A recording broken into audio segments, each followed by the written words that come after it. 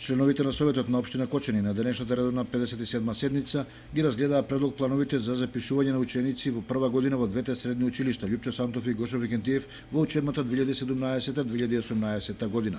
Покрај тоа советниците ги усвоија документите за пописот на Општина Кочани за 2016 година и предлог одлуките за траен отпис и расходување на основни средства и ситен инвентар. За одлуката на управниот одбор на комуналното јавно претпријатие Водовод за намалување на цената на метар кубен геотермална вода, советниците го изгласаа бараното одобрување, со што е исполнет условот за неизина примена.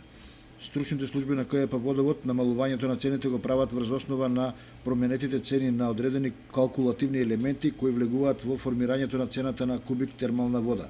Според нив, топлата вода корисниците наместо по 31,60 ќе ја плаќаат по 30,40 денари за кубен метар, што е за 1,20 денари поевтино.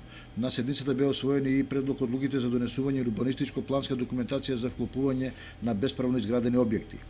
Од сферата на аграрот, советниците ги разгледаја и усвоја информацијата за чистење на водните канали и речните корита во 2016 година, предлог планот за чистење на истите во 2017 година и информацијата за пошумување и заштита од ерозија во рамките на општината.